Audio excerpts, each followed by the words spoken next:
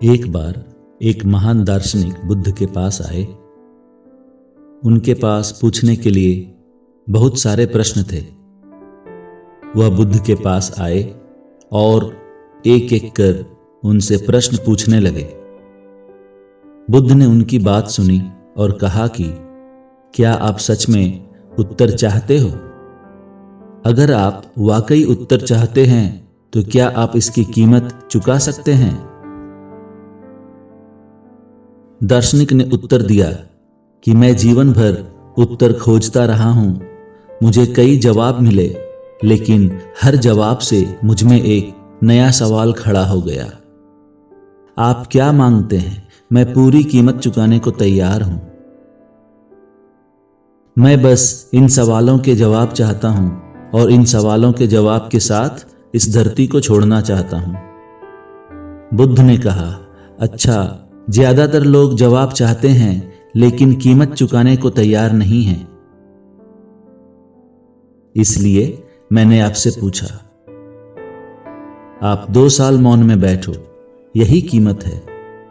मेरे पास 2 साल मौन में बैठो और जब 2 साल बीत जाएंगे तो मैं खुद आपको सवाल पूछने के लिए कहूंगा। उस समय आप जो कुछ का भी उत्तर चाहते हैं पूछ सकते हैं। मैं वादा करता हूं कि मैं हर चीज का जवाब दूंगा। मैं सभी संदेहों को दूर कर दूंगा। लेकिन 2 साल के लिए आपको पूरी तरह से शांत और मौन बैठना है। उन्होंने बुद्ध से पूछा, क्या आप पूरा आश्वासन देते हैं कि आप 2 साल बाद मेरे हर सवाल का जवाब देंगे?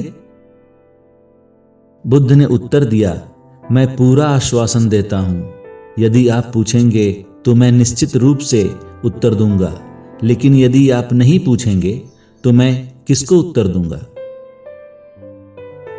उसी समय पास के पेड़ के नीचे ध्यान में बैठा एक शिष्य हंसने लगा। दार्शनिक ने बुद्ध से पूछा, वह क्यों हंस रहे हैं? बुद्ध ने कहा, उसी से पूछ लें। दार्शनिक शिष्य के पास गए और उससे हंसने का कारण पूछा। शिष्य ने उत्तर दिया, यदि आप कुछ पूछना चाहते हैं तो अभी पूछ लें। वे सच कह रहे हैं। अगर आप 2 साल बाद पूछेंगे तो वह जरूर जवाब देंगे, लेकिन 2 साल बाद कौन पूछता है? मैं यहां 2 साल से खामोश बैठा हूं। 2 साल चुप रहने के बाद कुछ भी नहीं पूछा जा सकता। हर प्रश्न का जवाब खुद ही मिल जाता है। पूछना है तो अभी पूछ लें, नहीं तो 2 साल बाद पूछने को कुछ नहीं बचेगा। दार्शनिक उत्तर जानना चाहता था, इसलिए वह बुद्ध के साथ वहीं उनके आश्रम में रह गए। वह रोज मौन रहकर ध्यान करने लगे। वह समय के गति को भूल गए थे, क्योंकि जिसके विचार धीमे हो गए हैं वे समय की जागरूकता खो देते हैं। लेकिन बुद्ध को ठीक ठीक समय याद था।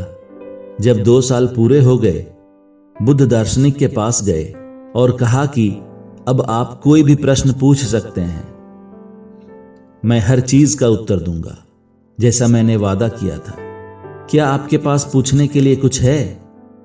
दार्शनिक हंसने लगे और बोले, वह शिष्य ठीक कह रहा था। अब जब मैं यहां 2 साल से बैठा हूं, मेरे पास पूछने के लिए कुछ नहीं बचा है। आपकी कृपा से सभी उत्तर प्राप्त हो गए हैं। दोस्तों, इस कहानी का सार यह है कि उत्तर दिए नहीं जाते, बल्कि प्राप्त होते हैं। उत्तर बाहर से नहीं, बल्कि अपने अंतःकरण से ही मिल जाता है। और दोस्तों, आपने इस कहानी से क्या सीखा? कमेंट सेक्शन में जरूर बताएं। आप सभी को बहुत बहुत धन्यवाद।